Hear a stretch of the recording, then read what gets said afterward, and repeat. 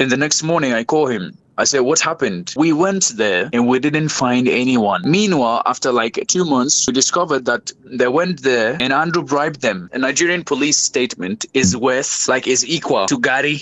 That's how cheap they are. And I'm not afraid of no one. They are very cheap. This is so unfortunate. When you can see your fellow person suffering and maybe dying or I don't know, in torture. Yes. And you can just be quiet for some sugar, bread, and malt. That's really shame on any human nature these people ever have. That's if they are even humans. I told the Nigerian police I would take this case internationally. Ooh. They didn't believe me. You don't know who you're messing with. Yes. If you think you're messing with your fellow Nigerian who cannot do anything, no, I'm not that. If I tell you that those police in Nigeria, they went to borrow a mortuary at the mortuary skeleton to show, oh, this is your Afiba, this is your Afiba. Drop the case now. The Ghanaian High Commission in Nigeria said that we should say that this is we should accept that this is Afiba's body. I'm not going to shut up, and I'll keep talking and making noise, and I will make it reach the president, and I will make it reach Alhaji Bawa. And when they called her sister and the father to go to the Minister of Foreign Affairs in Accra, they didn't say that anymore. They said we will do our best, get closure and fight for Afiba and get to know what really happened and where she is. I went to pastors. I didn't go myself, but I asked pastors this, and they said that she would come. Yeah, and not one pastor, different pastors, and even malams. And they all said that she will come. All of them. None of them said that she's dead. I'm saying now on live. Wow.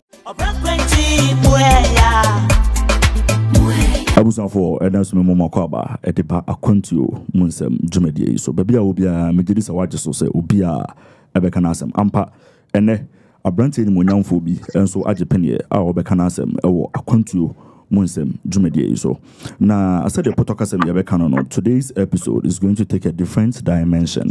Mene bemani monyamfo bia oba oman yi mu Ghana man yi mu eba bedi dwuma kakra efa sunya na kodunkua ene na bobra edum pempenso bi na be busumi num no busumi nan ni me yakotonima busumi oforiso busumi nim no problem bi ebae obi take opportunity na wa clarify issues e dia man no asanso am yehu se die issue no ankasa akwakodru sabria meno ekase enti kame ho ye betu fa ye beko Dubai na ye ne yenua Tony akwakotwetwe nkomo nti mamema Tony akwaba emfamra akwantu monsem dwumadie so.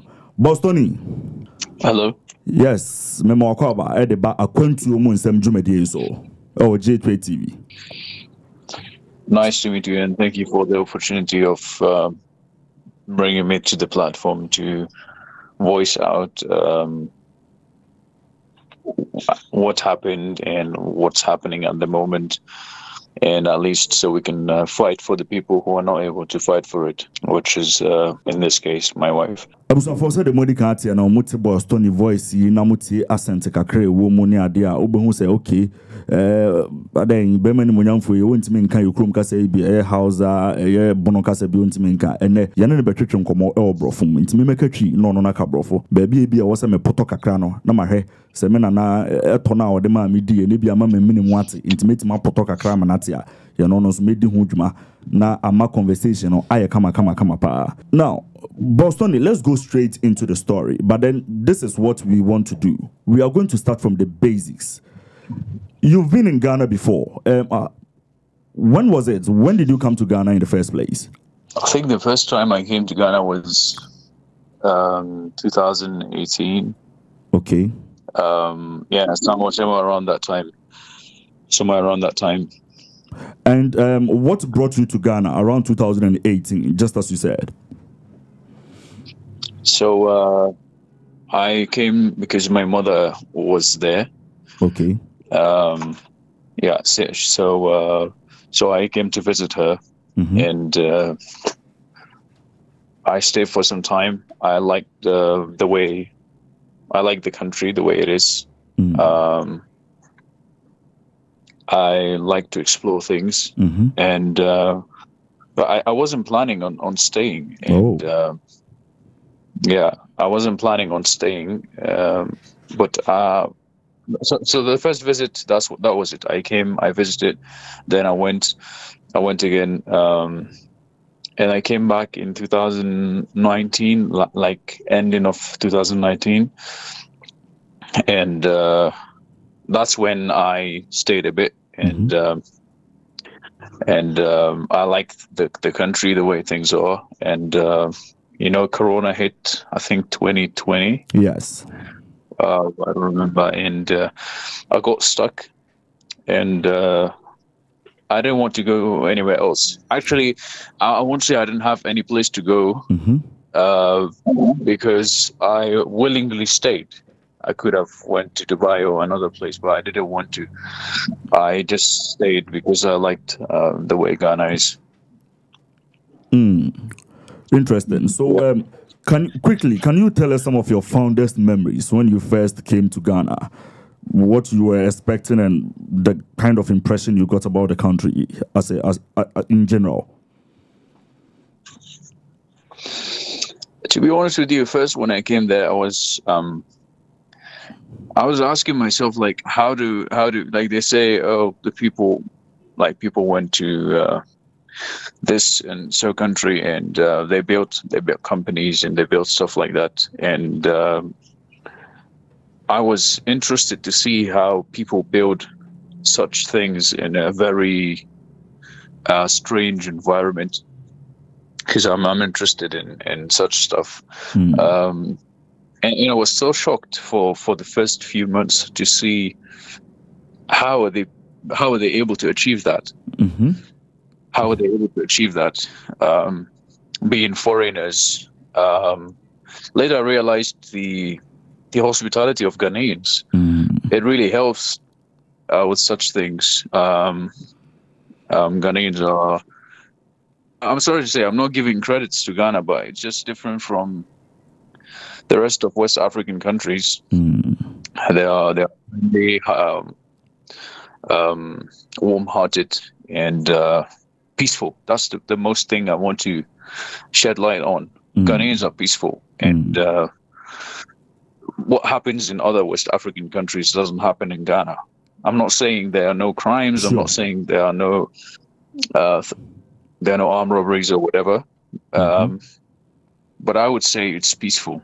Yes. Everyone goes there everyone goes there. I mean, let's say all the artists, all the people who want to just enjoy, and it's a destination in West Africa, it's going to be Ghana.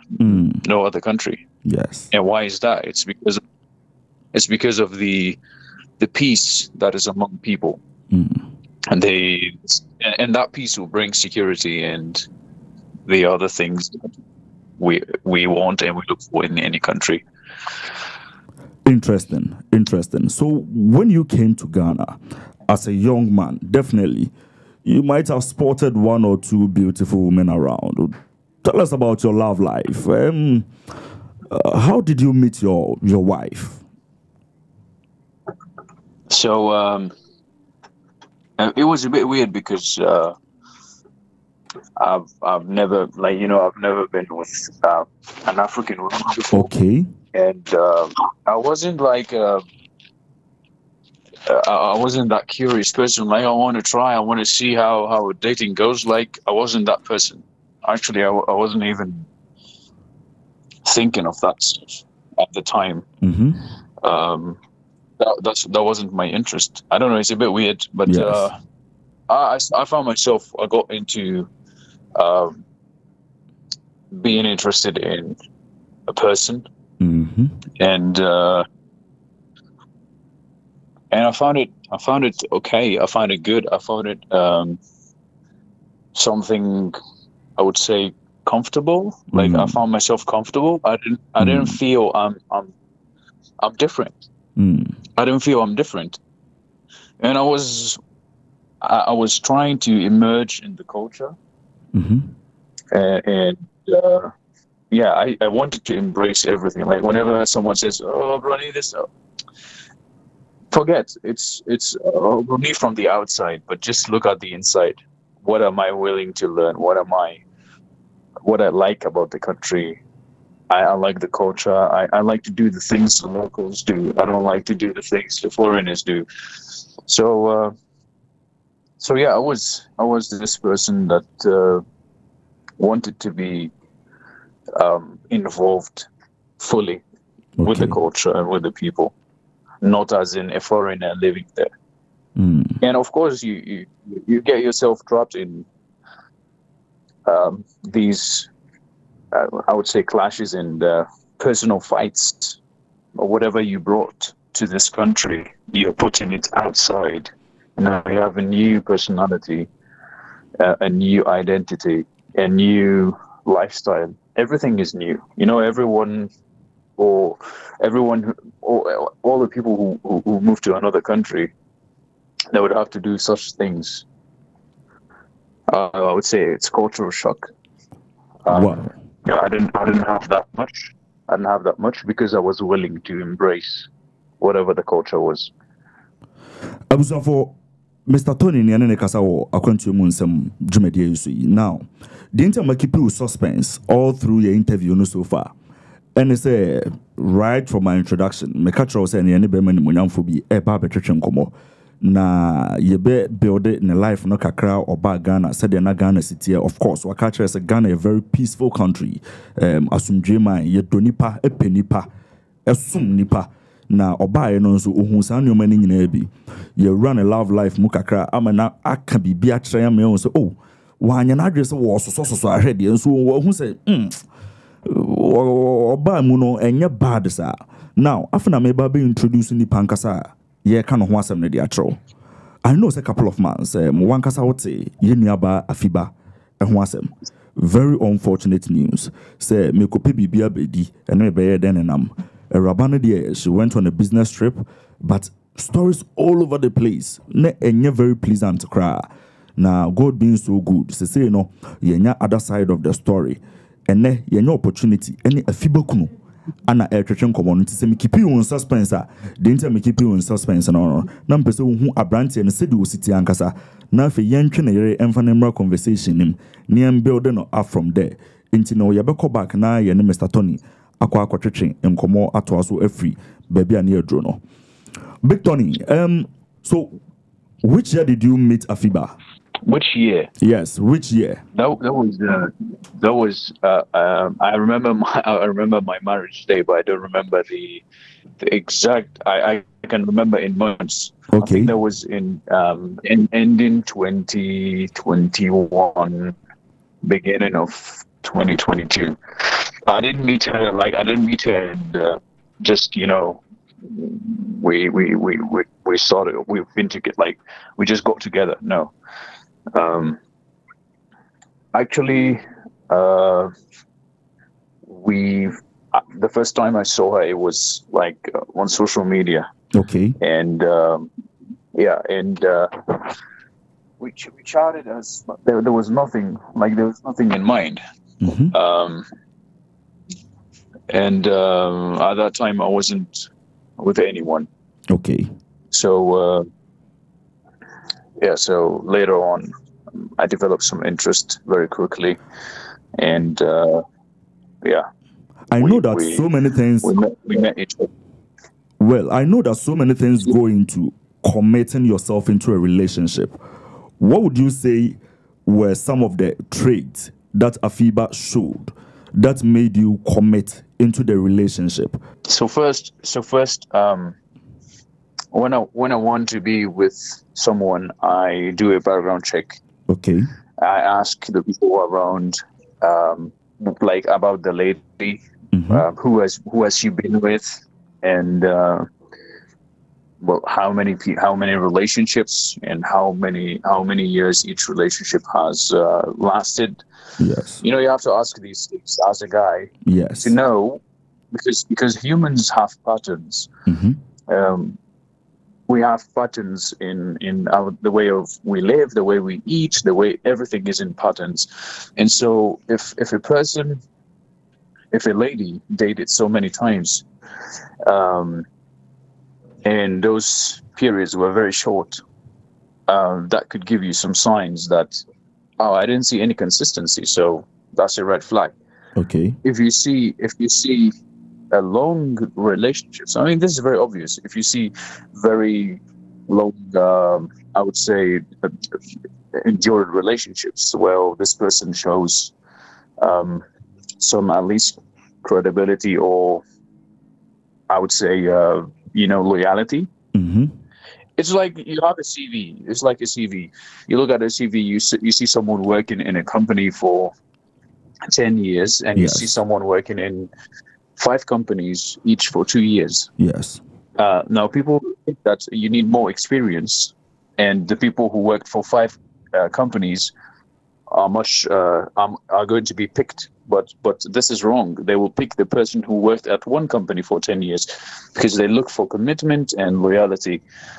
And this is what personally I look in a relationship. So I found out after the background check and asking about her and herself and the people around her and her friends that she didn't have many relationships, and I would not say even many, because they're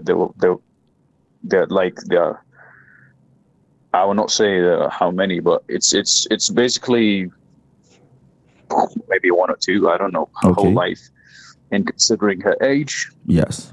So I said, I mean, it's obvious, and any person would have by that age at least a relationship.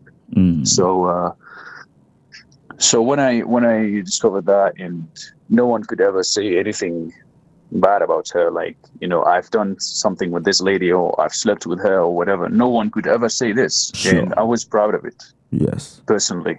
Okay. That I can walk around and no one can tell me I've slept with your wife before, or no one can brag. So this was something that I was interested in, because a man's I would say integrity. When you get married, it's tied to your wife. Whatever your wife does, it gets to you. Yes. So yeah, after I saw these things, you made a decision. And I made a decision. I was comfortable. I wanted to be with someone committed, regardless if I was ready or herself were ready for marriage or not. You're never ready for marriage. That's what I would say. You're never ready if you want everything right. Okay. But you figure it out. I'm talking about getting yourself ready personally or financially or whatever it is. There's so many verticals that you need to get ready, and these things, they will never get figured out unless you're together. So I decided to marry her, and we got married. We got married in court. Fantastic. So now that we've cleared that out of the way, in the course of your marriage, did you see anything different from what you had already gathered before you married her? Did she portray a different behavior or a different character altogether? No, Afiba is not a pretender. Okay. She's not a person who pretends. She's not a person who pretends. Like, the people who don't like her, they don't like her because she just spits the truth in their face, and she's able to say it, even if they want to just not talk to her anymore, or even if they get angry of it, she will say her mind. Even if she's in the midst of the market, she will say her mind, and then she goes, this is something I really like about her. And I wanted a very truthful lady in my life. I wanted that, because you don't want someone that sugarcoats things for you. You want someone that tells you, this is what's happening. And this is what you should be done. And then you sit down and you start thinking as a man, it's true what she's saying. She's not saying anything wrong. It's just that I don't want to embrace the fact. So yes, I totally like that about her. And we have our flaws, we have our issues. Every marriage is no marriage, no relationship is like empty from such stuff. There's always issues, there's always flaws, there's always things you don't like about her, things that she doesn't like about you. Of course. But I mean, that doesn't mean that that doesn't mean anything of what people were saying. Like people in Nigeria, they were saying like. We will even get into the Nigerian story. We will get into the Nigerian story, Tony. But then a very important question before we get to Nigeria: how financially stable was Afiba? What work was she doing? Were you supporting her? We just want to get that out of the way so that we move on to Nigeria. Sure. So I think by the time I met her, she was doing a work. She was doing a government work, I think, or maybe I don't know if it's not a national service year. Okay. I think it's a national service year. I don't know. But basically, she used to sell products. Like for body shape and some stuff like that. Yes. And she was making decent money. I saw it with my eyes. When she showed me the money first, I was like, nah, this is not possible. I mean, how is that possible? And then I realized that no, a lot of people buy from her, and that really makes a good living. Okay. So yeah, this is something I saw with my both naked eyes. Yes. Yeah, this is what she was doing, and that's aside the work she was doing at SNIT. When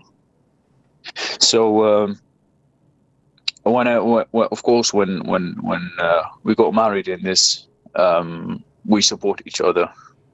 She supports me, I support her.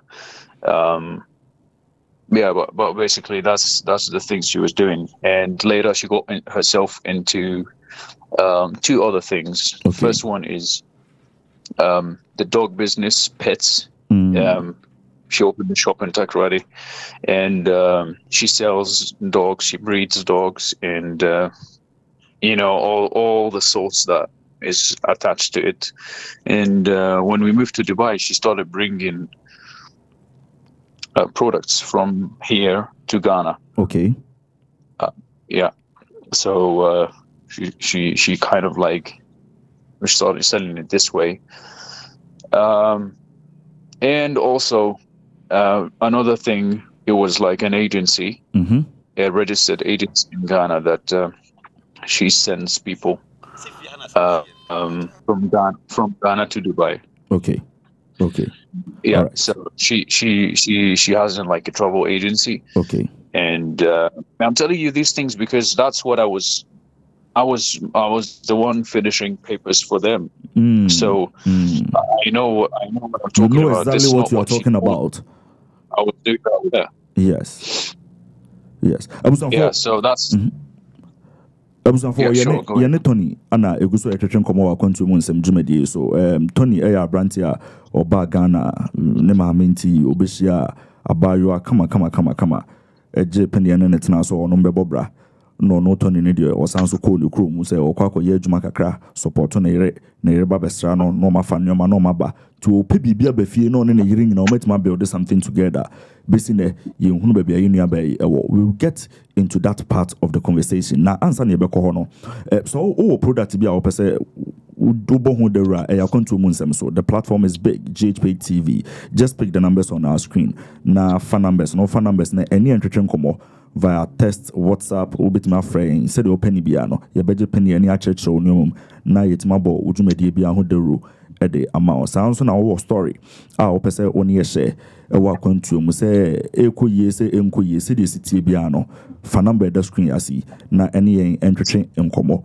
na yebeje penye na yape da kama pa ne no akasa ntiensan so nkotoni ho na yensan so ene ne nkotwetwe nkomo ewo akwantu munsem dwumadie so Tony, now yes, so you've cleared the air for us. Now we've gotten to know who Afiba really is, a business-minded person who really works a lot.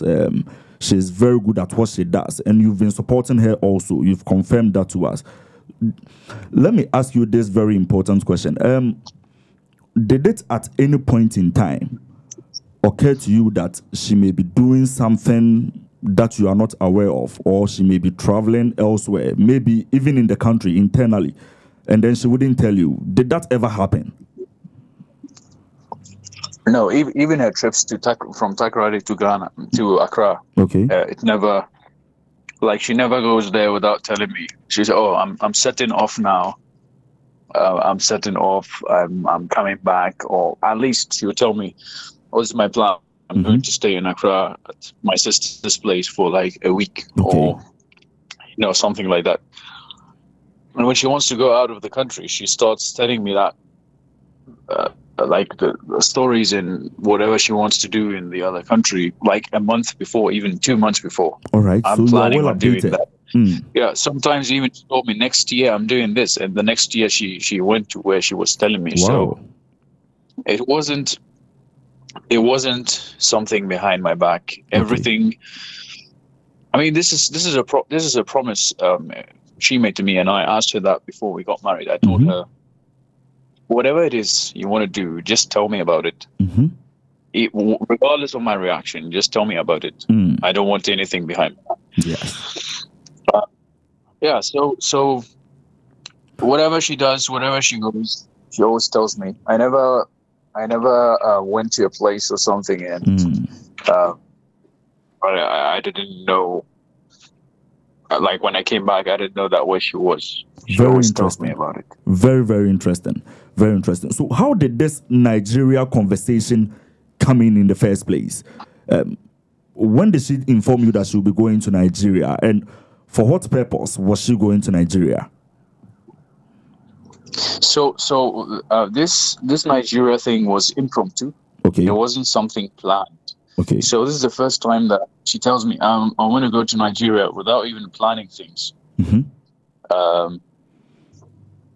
She told me I think like 3-4 days before, just 3 days or 4 days before. So, and I'm definitely sure that it was impromptu, not planned, because she was planning to come back to Dubai, and it was like, oh, what happened now? You want to go to Nigeria? And yeah, when that happened, I was like, where is this Nigeria? The same question you asked me. Where is this Nigeria from? So I asked her, and she told me I'm going to bring some dogs and stuff, and because they're cheaper there in the products, like pet products, they're cheaper there. And she wants to visit Blessing, her friend. Before. So when she's there, she'll go there because her friend, the Blessing, was opening a business or two, something like that, maybe a spa or something. She wanted to go there to celebrate her and spend some time with her, she and Celine, and get the dogs products and come back and come to Dubai. So that was the plan. Okay. And then she tells me the day she's going, I'm setting off. And I send her the map and I say, oh, listen, this is like 13 hours journey or whatever. Then she tells me, no, it's 8. I reached Lagos. She sends me a video that she's in the hotel room with Celine. Yeah, and we just start making jokes and laughing about it. And so to make things clearer, is Celine different from Blessing, her friend, whom she told you that she'll be visiting? Yeah, Celine is her friend. Blessing is also her friend. Okay, so we are talking about two different people altogether. Yeah, 2 different ladies. Okay, all right. And when was she expected back into the country, Ghana, from Nigeria? So it was open. It wasn't like I know when I'm coming back. It was like I would spend a week there, and I would come back, like such a thing. Not as in, but it wasn't precise. It wasn't precise. She went there and okay, I'll come back in a week, maximum like a week and a half, and yeah. So when were you prompted that your wife cannot be found or she is in a situation that she needs help? When were you prompted, and who prompted you? Yeah, so the last days of me, like before what the incident happened, it was like 3 days we didn't speak on the phone. I was very busy and going into city for meetings and stuff with the people I work with. Okay. And we didn't have any calls. It was barely some chats. And that day, the day she went missing, I sent her, I'll call you this evening. I'll call you this evening. And she said, all right, I'm waiting for you. Then in the evening time, when I reach home and I was making some calls, I leave her call. I don't leave it to the end because like she's the highest priority. Okay. That's why I leave her calls so I can go 3 hours with her without anyone disturbing me and telling me, can you do this for me? Sure. Can you finish this for me? Sure. So yeah, because any call we have is no less than 2 hours. And video calls, and she shows me around, and kind of these things. So it's not only call on phone. What did you eat? Not such things. We plan. We have deep conversations about things, and yeah. So that time, I was on my mother. I was on a call with my mother, and she tells me, "What time do we call now?" Like she's upset. Like, what time do we call now? And I said, "Right now." I still have the chat. I said, "Right now. I'm finishing with my mother. I'll call you." And 10 minutes in or 20 minutes, I call her and I don't get anything from her. It's that time when we checked the CCTV of the hotel that she was in with Celine in the reception. It was that time that she disappeared. It's that time that she, like, they went with a guy. And now when people were saying bad things about her and all that stuff, I don't want to defend, because they'll say that I'm defending her, but I care what people say. Sure. I want to say on the time she was in the car with the person and Celine, with Andrew and Celine, she was telling me, what time do we call now? So if that's a wife that wants to cheat or, to do something behind my back, yes, she will not tell me. Yes, call definitely. me on video for 2 hours. Where is the person going to hide? You know what I mean? Yes. It makes lots of sense. I get it. Yeah, because she would ask me. She would tell me, "Oh, don't call me. Oh, I'm going to sleep." And then when I think that she's sleeping, she will go and go out with Celine, with that guy or whatever. Yes. But she didn't do that. She was pressuring me to call her. Yes. And so that's why I said on the other interviews that she didn't know what was waiting for her. She didn't know what was ahead. She had no clue. Wow.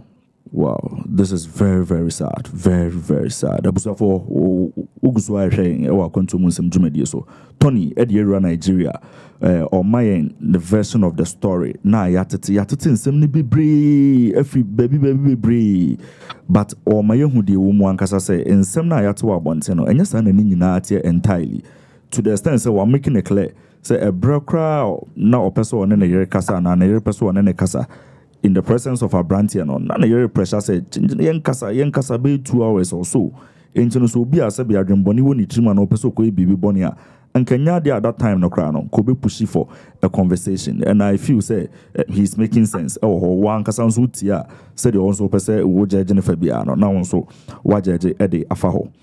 So Tony, tell us, at what point did everything begin to not make sense to you, get critical? How did you involve the brother-in-law into the conversation? We want the general picture altogether. So I get a message that not the same day, the next day, or next 36 to 48 hours. Okay.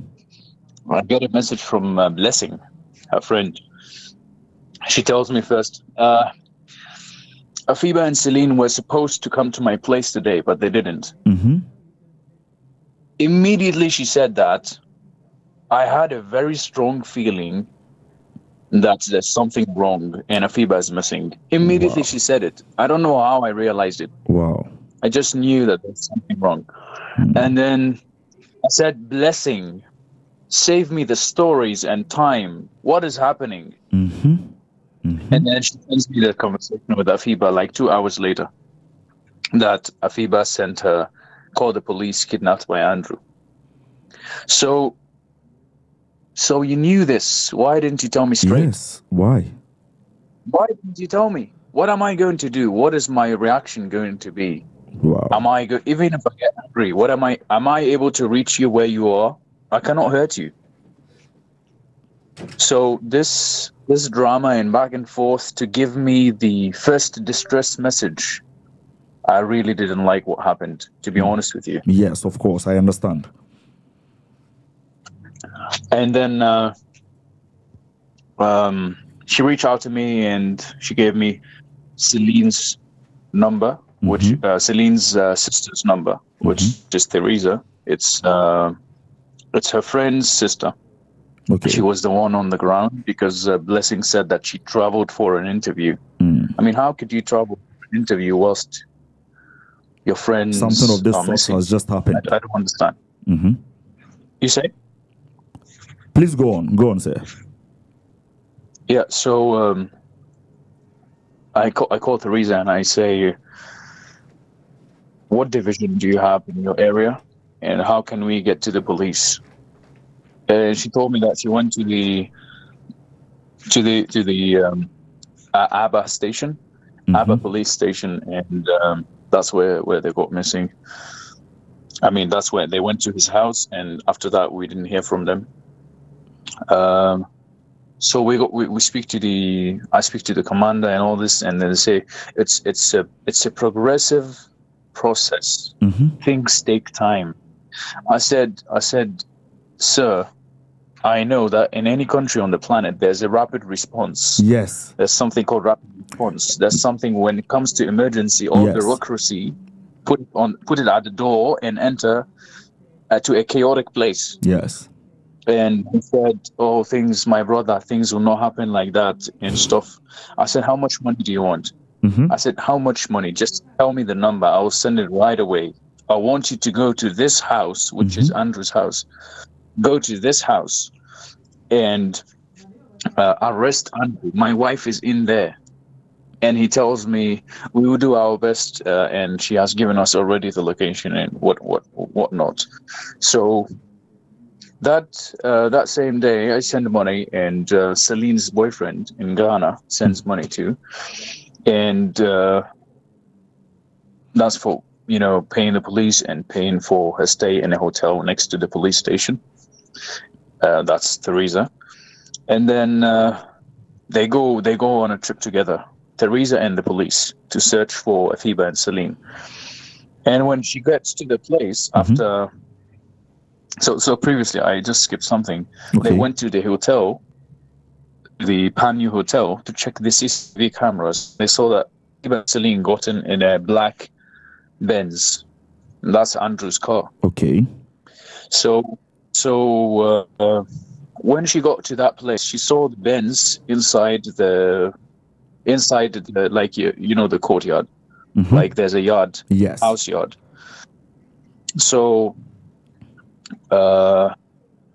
she saw the car and she said, this is the house, like, please enter here. And the gate was half open. And the police said, no, we cannot enter now. We will come in the evening. Why? Yes. No, we cannot enter now. We have to come in the evening. I called the police. They told me we have to go at 3 a.m. because We cannot do that in plain day where people are, just there. They can see us and whatever. So I saw that this statement is a nonsensical statement, but I still went ahead and said, all right, let me be patient. The next day I called the commander. He tells me, we went there, we searched everything, we didn't find no one. Meanwhile, they know the person. They know Andrew, and Andrew has bribed them. Well, so at the time, this was, I'm telling you what my thoughts were, and by now, what has been exposed. Okay. Andrew bribed those people, and they were telling me they couldn't enter, and they went at 3 a.m., but they didn't find nothing. It was empty. It wasn't empty. He was there, and they just knew the guy, but they didn't want to do anything to him. Oh. Because he paid them money. This is what you were thinking at that time. At the time, I was thinking that the police is what the police told me. I didn't believe it 100%, but I just said, okay, listen, this is what they said they will come in at 3 a.m. I trusted them that they'll come at 3 a.m. Because a commander is speaking to you. He's not a small boy to tell you this. That's what it's supposed to be. So at 3 a.m. we will come to search the place. The next morning I call, I say, what did you do? He said, we searched, we didn't find anything. Okay. Meanwhile, the ones there, they Hello, met Tony. Andrew, he bribed them, and they left. Hello, Tony. I can hardly hear you now. I don't know if I think there is a glitch with your internet or something. Can you hear me now? Yes, it's perfect now. Yes. Yes. So I'm saying by the time he told me, we will come back. We will come back at 3 a.m. Yes. And I said, all right. In the next morning, I call him. I said, what happened?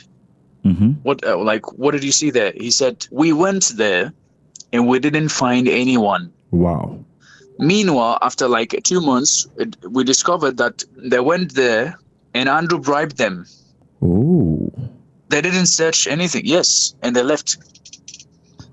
So like this is what puts you at anger the most is being quiet.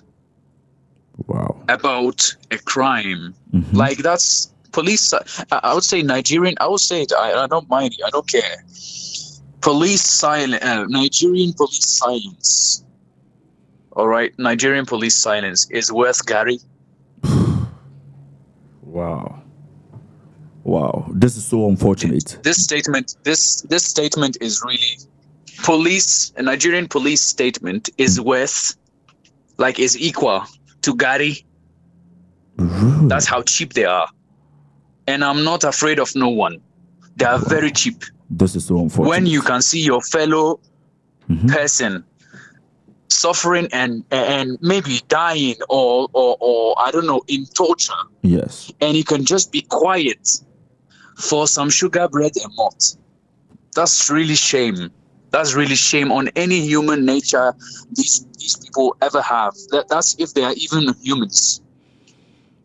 This is so unfortunate, Tony. This is so unfortunate. But then let me ask you this. Was there any point in time that it crossed your mind as a worried husband to just fly into Nigeria and then find things out for yourself? Oh, totally, 100%. I was even booking a ticket and I just reached out. I don't know, something told me just reach out to some of your smart friends and tell them about the case. They said, if you step in Nigeria, you're going to be dead. I said, how? They said, and even I called Ghanaian friends and I called Nigerian friends. They said, my brother, if you step there, if you have a chance to save your wife, you will have zero chance to save her. And now I'm wanted. I'm wanted there. How? I mean, they want.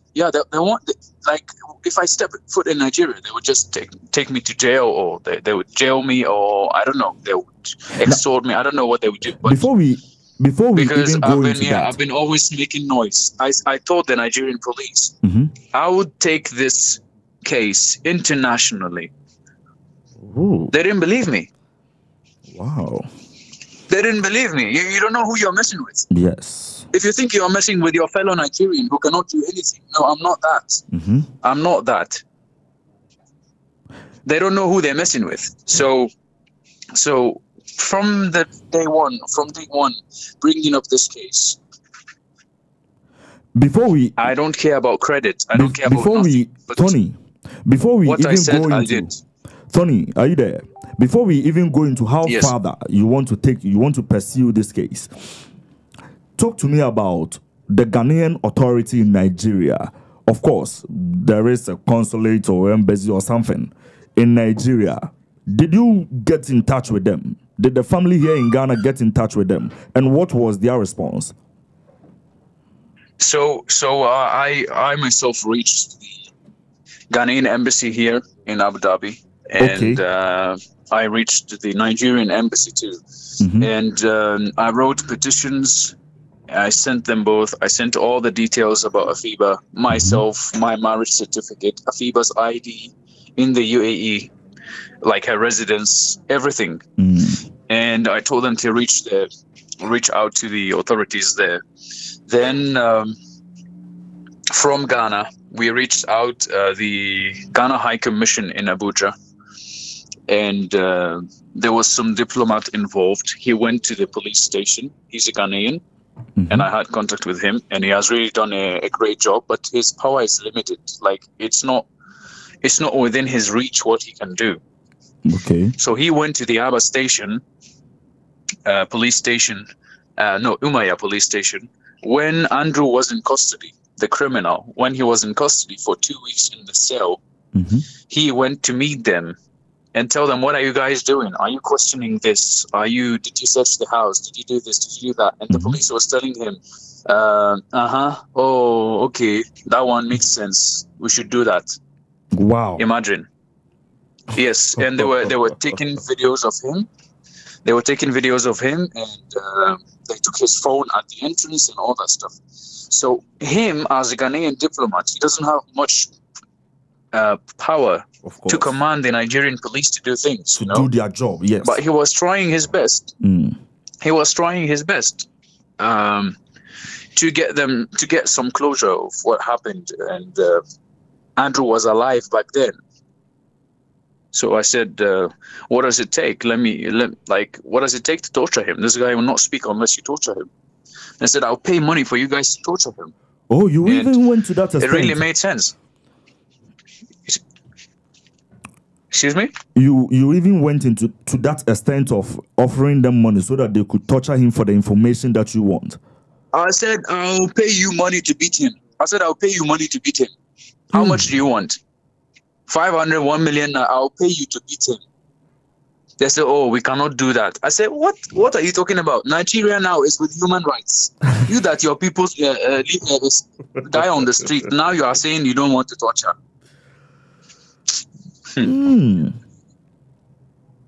So, yeah. Information I that lost we it. got. I lost it with them. When I remember, I just,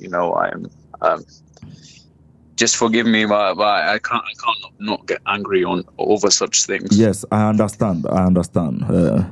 Emotions just set in, so we really do understand the state within which you are right now. So I know that your brother-in-law went to Nigeria, right? Yes, I reached out to him, and I said, please, someone has to be there, and I myself cannot. But because of my color, like let's not lie to each other. That's a fact. Because of my color, it's very easy to witness and do things. But he can go there and dress some ways. He can dress some ways and look like them. So yeah, that's what we agreed on, and he went there, and he went to meet Harrison, which at the time he was in charge of the case. and he met with the police and whatever, but nothing brought us to any conclusion and no results. Same old response. Excuse me? Same old results, same old response. Is it that their police authorities were not cooperating, or what? What was your brother-in-law telling you? Like when they reach out to them, and after like all this noise, and the case has reached more than 30 million people in West Africa, and it's reaching the Middle East and other parts of the world. Like people started reaching out to me from the UK, from the US, like, we're seeing this. Is it true? I was like, yes, it's true. So when it reached those people, the police came to say the IGP, the Nigerian headquarters, had no clue and never heard of the case before. What? Which we already were told that the petitions to escort the criminal were from the IG.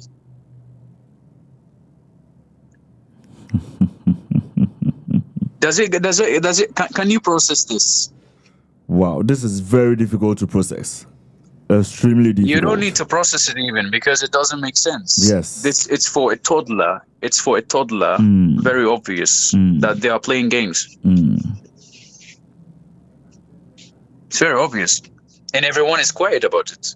Everyone is quiet. Everyone is waiting for us to get tired and stop talking about it. But then, according to your brother-in-law, they were called to look at some expired bodies, just to confirm if indeed it is the body of Afiba and her friend Celine. How did you take it when that information came? And that be 100%. It's not. And it's not. And I'm not saying it's not her body because I want to deny that. It's not her body. Yes. If I tell you that those police in Nigeria, they went to a mortuary to borrow a skeleton to go and film with it, that they wrapped it with a curtain. And I'll tell you why I'm saying all of this. Please do. They went to borrow a mortuary at the mortuary skeleton to show, oh, this is your Afiba, this is your Afiba, drop the case now. And funny enough, and that really hurted my heart, that the Ghanaian High Commission in Nigeria said that we should say that this is we should accept, but this is Afiba's body, if that's the case. So they dropped the case. Really? And I said, no, this is not the case. This is not the case. And I'm not going to shut up. And I'll keep talking and making noise. And I will make it reach the president. And I will make it reach Alhaji Bawa. Because this is unacceptable. This is not her body. And this is not what is happening. And you guys are forcing us to do this. And when they called her sister and the father to go to the Ministry of Foreign Affairs in Accra, they didn't say that anymore. They said we will do our best to get closure and fight for Afiba and get to know what really happened and where she is. Okay. And so I totally understand. Like, they took a shot, they couldn't. I appreciate that the Ghanaian authorities were putting effort to get somewhere. They were putting effort. Even if they told us at a point of time, like, accept, if this is the case, accept that this is Afiba's body. Even if that's what they said. When we denied, they still went ahead to say, okay, we will put effort and pressure and we'll do our best to get it. So there's cooperation here. That's the difference. When you tell Nigerians, they keep telling you, they keep wanting you to believe the lie. When we told Ghana, this is not her body. They didn't argue with us. They just accepted it. They didn't say, no, accept this is the body. They just said, okay, we will do our best to find it. Tony, do you get it? Yes, this I get is the it. difference. I get it. But then, in as much as the Ghanaian authorities are putting effort into helping you find the necessary information that you need out there, how often are they in communication with you or your family, trying to update you on recent happenings or trying to update you on happenings? With myself personally, last time I heard from Ghanaian authorities were more than a month and a half. Oh, it's been a minute. Yeah, nothing. And I want this case to reach the president, because I know if it reaches the parliament and the president, it would definitely get something. It's one order, it's one sentence that he will say, and we could really do something. But it didn't reach them yet. Now, we also do know that according to the Nigerian authorities, Andrews is dead. Do you believe that story? Yes. Yeah, they sent me his pictures and his videos of it, like the videos of his body, the way he was lying down, and the way the scars and his eyes and his lips. It shows that he's more than dead. Like he's dead even, and his body is like a week old. So you also think that was the body of Andrews? Yeah. That's his face. The pictures are very high quality. The video is very close, like barely an inch or 2 inches close to his face. Mm-hmm. Everything is like you could see his skin, everything.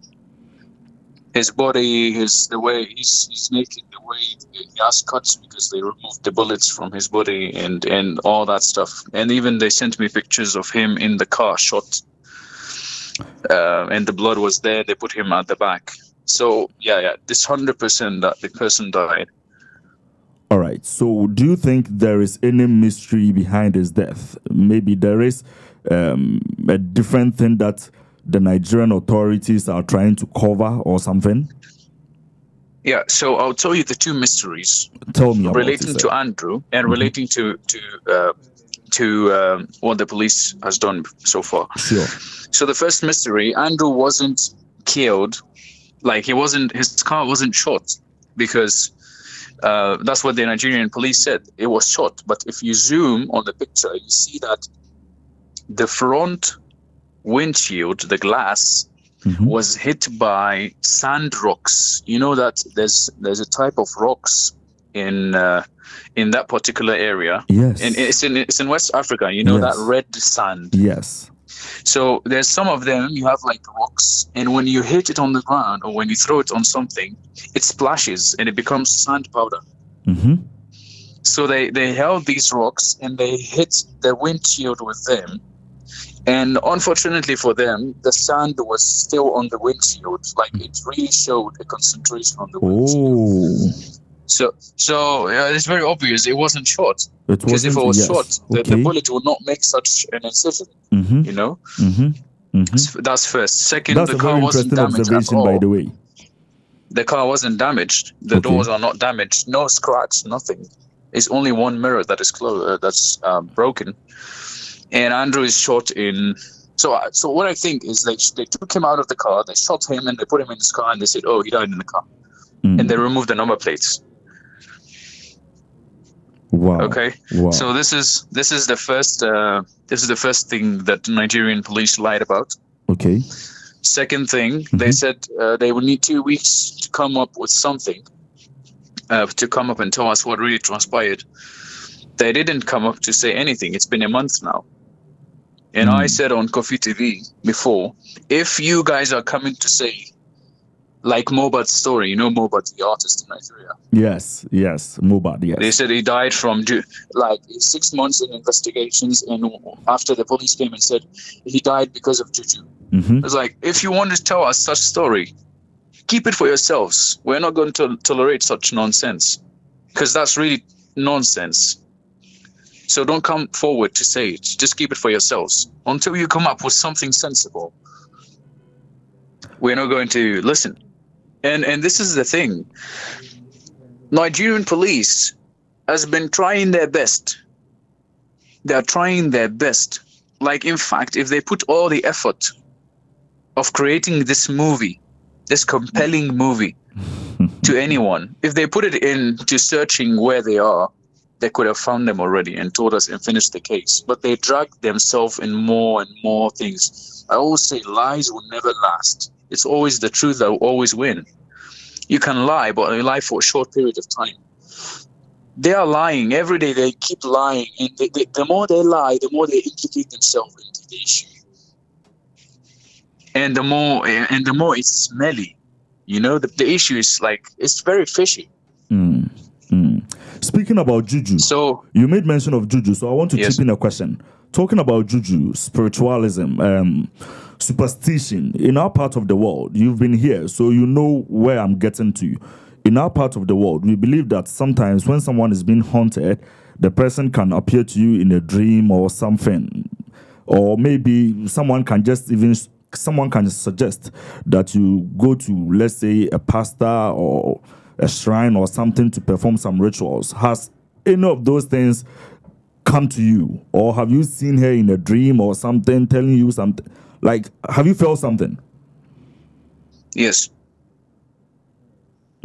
Yes, of course. I went to pastors and I didn't go myself, but I asked pastors for this. Wow. And they said that she'll come. Really? And not one pastor. Yeah, and not one pastor, different pastors, and even malams. And they all said that she'll come. All of them. None of them said that she's dead. I'm saying now on live. Wow. Yes, none of them said. So if one is lying, what about seven? What about seven spiritual people? Yes. And all of them said the same thing. They don't know each other. It's not even in Ghana only. It's in different countries, and they all said the same thing. That's why I believe it.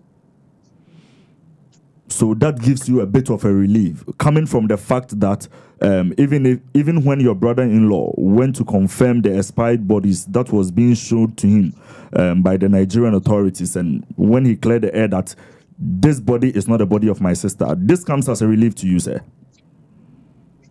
Yeah. First thing, let me tell you this: they cut the hands, they cut the legs, and they cut the head, so we could not recognize that this is not her. Second thing, Harrison was told they found two bodies in a sack. 4 days later, 4 or 5 days later, which is the time it takes to take some bones or like half decomposed body, put it in a curtain. Yes. It takes 4 to 5 days to start bringing insects around it. 4 days or 5 days later, they take video of those bones next, like around, like on the side of the street. Which place in Africa, in the whole continent, you would ever see a body for more than a month on the side of the street and nobody has said anything about it? You know that if one slap happens, whether it's in Nigeria or in Ghana, one slap, you will see 50 people out of nowhere just there as a group now, of course, just wanting to know what's the issue. That's true. You know that very well. Yes, you are seeing body around next to the like on the side of the street for more than a month. It doesn't make any sense. So this body was laid there. A curtain of Andrew's house was taken. They rubbed the body with it and they put it around, like on the side of the street. And now they said, we found the bodies. Where's the second body? They couldn't bring us the second body. They couldn't bring it. So this is more implications. This is more lies. And let me tell you this. They said that the body is there. So when I asked Harrison, where is that land where you took the video, where you found the body? Where is that grass field? It's a very wide grass field, like you see in northern Ghana, where they plant the sorghum and the corn. Yes, it's a very vast land. You cannot see the end of it. I said, where is this vast land? I cannot see this around Andrew's house. Sure. Because when Afiba sent the location, I checked the map. The area, everything, like 3D mapping. Wow. I didn't see any grass field. I saw only houses. There's no place to have such a land. I said, where is this land? You said that it's behind Andrew's house. But I don't see such things. He never replied. He never replied me because he knows it's lying. It's a totally different area. They went to put the body there for some time, and they went to take the video and say, oh, we found it, we did this, we did that. Meanwhile, it wasn't even around Andrew's house. Oh, okay. So basically, every bit of information they've been giving out to the public comes back to be Sorry to say nonsense. It's lies. It's lies. They like if you don't know how Nigeria is and how wicked people can be, you would believe them. Wow. You would believe them, but when we caught the thread from the beginning and we saw that they're lying, now we started analyzing things. Okay. Why did Harrison say, take a note of that curtain? Okay. Take a note of which curtain? You've never been to Andrew's house. How do you know that this curtain that the body was wrapped with is in Andrew's house? Yes. If you didn't go there before, and you said you never been there. Okay. How do you say that there's blood on Andrew's bed when you went to the house? You found blood on Andrew's bed, on the wall, on the curtain, and on the handle. How come this Andrew slept on a bed stained with blood for more than 8 days? How is that possible? He didn't clean. He slept on the blood the way it is for 8 days, 8 good days. It doesn't make sense. It doesn't make sense. I'm not coming here to, say this, you're lying, this, that, you're lying. Whatever they're saying, they are covering up the case. And do you know why I think that? Tell me, sir. Tell me more. Because they cannot provide us any truth. The Nigerian police would be more than happy to call me and tell me, this is your wife, she's dead. Okay. Come and take her body. But they don't have her body. Oh. I get That's why they are not from. saying that. Harrison cannot tell me your wife is dead and gone. It's because I asked him for a proof. He doesn't have the proof. There he is no tried proof to to give that. me a fake proof. And it didn't go well. And this brings us to step one. Or stage one. Yes. She's not dead. Yes. I chanced on a video where someone was speaking to this issue. I think the person says he is or he was a friend to Andrews, and he was talking about life in the UK, how Andrew was living a very good life. Yes, Ben. But then he made mention of the fact that Andrews is someone who is mentally unstable, so he doesn't understand the reason why it got to the point that we are right now. What do you have to say about that? Yeah, I'm not saying Andrew is not a psychopath. I'm not saying Andrew is not a criminal. He is. He is definitely. But what we got now is because of the police, not because of Andrew. If this was in Ghana, in 48 hours, everything would be sorted. The police would go to his house. Yes. And they will take him, they will torture him, they will drive a screwdriver in his knee, and he will speak everything. When that Andrew heard that he's going to Abuja, he started fleeing. He fled. He fled because he didn't, and he sent his friend, Ben. They're going to torture me. Oh, so you know what's waiting for you. You know what's waiting for you. That's why you're trying to escape. If it was in Ghana, they would do it on spot. Like, you just put a chair, they would do it. They would just get the information out of him. I don't know about the torture put him in a cell. but then definitely they would get the information out of him. I said, if it had happened in Ghana, I know for sure that we would have gotten the information out of him. I don't know about the torture, but then in Ghana. Yes. So let me bring you back to what you said earlier with regards to taking this on the international level. What are the plans now? What is the next step? Where are you headed to? So first, I try to reach to my side and Celine's boyfriend's side. We involved private investigators since day one, trackers, and people involved in this. Now, unfortunately, because Afiba doesn't have a Nigerian SIM, it's very hard to track her. But we were able to track Celine, our friend, and it was showing different locations, like as if the police has put the phone with them and started roaming with the phone. Just to, yeah, because how come we don't know where Celine and Afiba are, but later on we discovered that the phones were in Andrew's house, hidden, like they just hid them, like they are hidden somewhere. They just hide them at a place, and it's on the top of the AC. And they say, oh, we didn't know where they are. But the locations were changing. Every 2-3 days, we see a new location. With regards to Celine's phone? Yes. How come is that? Wow. One time at Eliminate, one time at Port Harcourt, one time at different places. And for Afiba's phone, Afiba's both phones are with the Nigerian police. Okay. And Celine's phone is with the Nigerian police.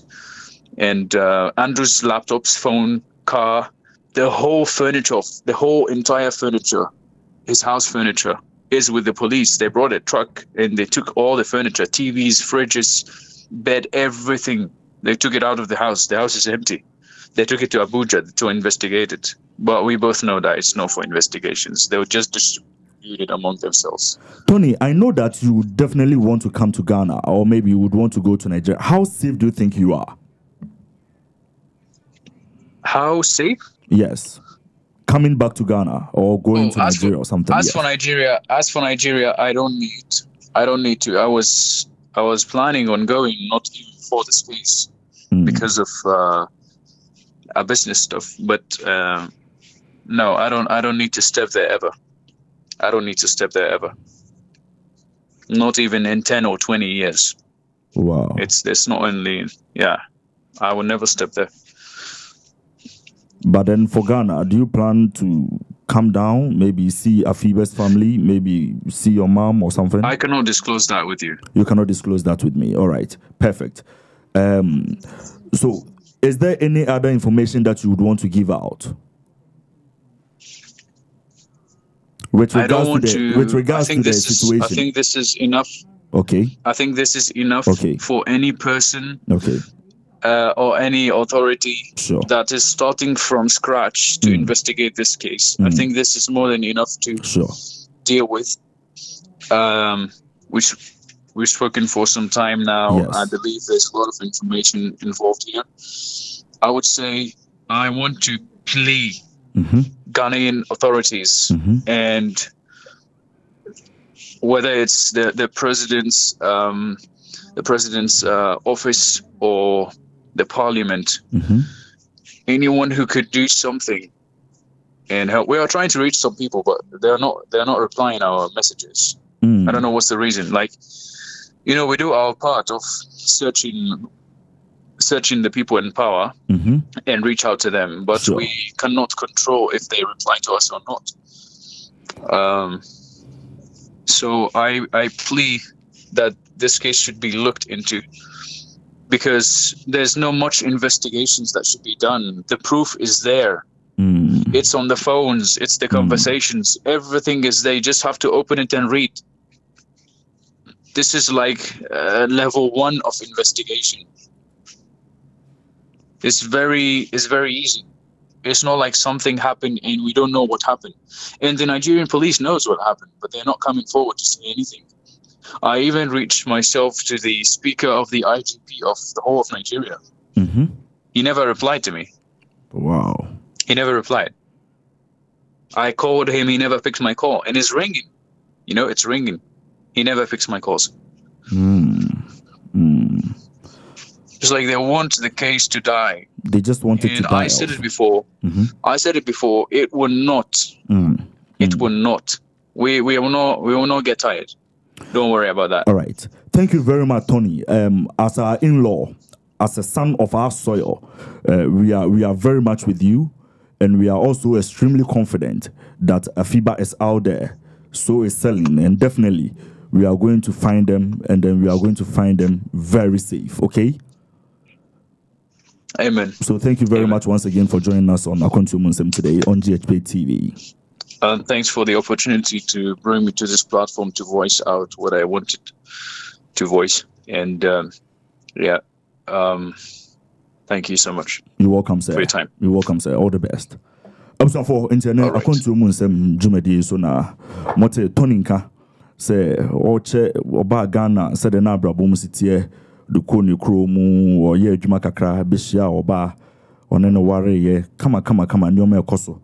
Unfortunately, me could be aba bedi ne yere nso ye bibi kakra wa ase ne retu kwan a besina omae ensem na yebebre ene Tony akasa wakasa ma mitimi se baabi a obi ana aka wakoma na what's nene ehwe yen a na wo dem paibo ata woni na busu nyina achi na the Ghanaian authorities, the Ghana police, His Excellency the President, Foreign Ministry, we still have a lot on our hands. I was say yehwe ne ye ho adwuma said the way you nuaba no obetimi asaba be kan yensa asumdwe monyasa it doesn't speak well of us out there.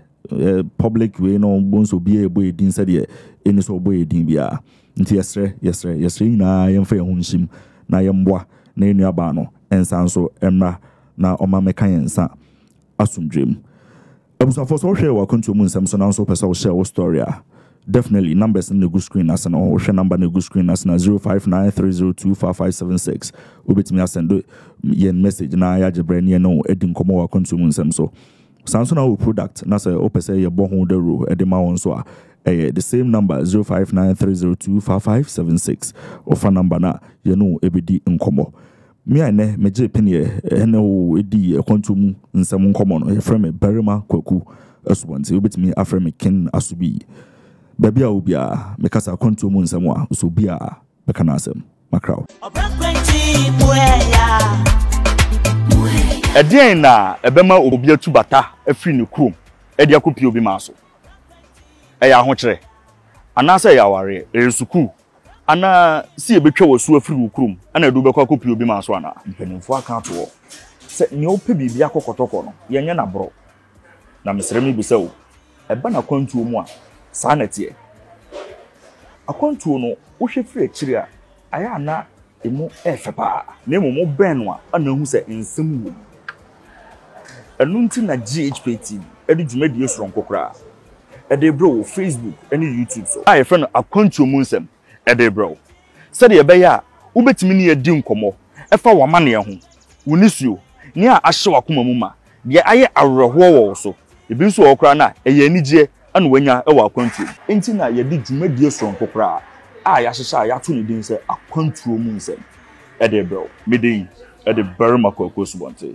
asukasi oyiro opebre betima from Ken Asubi me na GhPage na me di dwumadi emu chiame ede ama enti chiame wo Facebook and YouTube GhPage TV so na yemo akwantuo mu nkomo fraying anasa WhatsApp ye was 059 30 25 576 059 30 25 576 akwantuo mu nsem bia beka na ase